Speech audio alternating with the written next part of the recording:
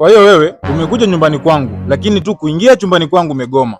Usisema nije hapa afu unanipeleka out. Kwa nini uko ndani kwako niko na out?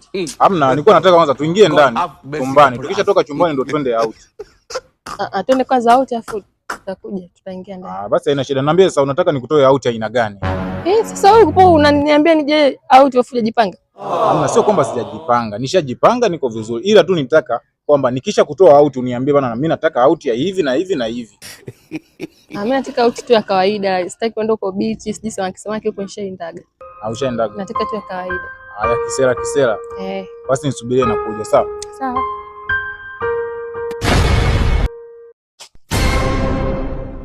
Sasa baby, out ambapo nimefikia kwamba ni pazuri. Tupitie hapa hivi. God have mercy upon us. Sasa baby, kulingana na uwezo nilionao, out yangu ndio hii. Sasa mimi mimi kuniletea makaburini. Ndio maana pale mwanzo nikakuuliza nataka nikutoe out ya wapi? Wewe ukasema kwamba out yoyote. Hata hapa makaburini mbona hamna ubaya? Kama chenye kichafu.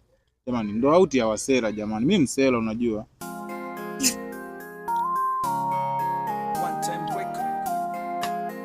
Yesu nakutosha.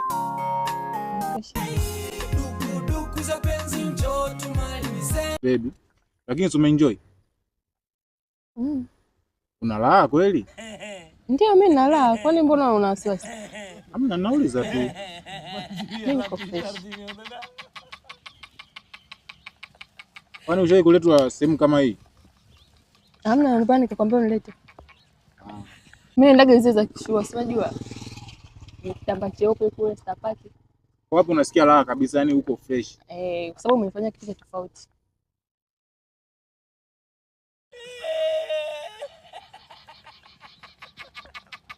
Nyingine hii hapa nikuongezee.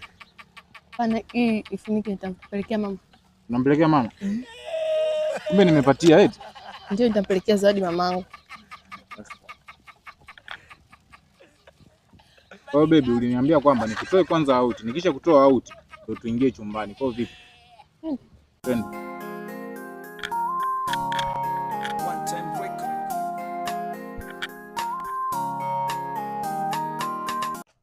Mbona umesimama sasa? Tuingie ndani.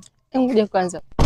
Hivi tangu ujuane na mimi ushatumia gharama shilingi ngapi? Nitoka nijuane na wewe gharama ambayo ushai kutumia. Kama 200,000 hivi. 200,000? 200,000 tu? 200,000. Haya, sasa unataka nikulipe 200,000 yako ili uendelee na maisha yako au nikupe penzi? Kwa kuwa umeniuliza hilo swali, alafu kichwa cha chini kishasimama na kichwa cha juu hakifanyi kazi.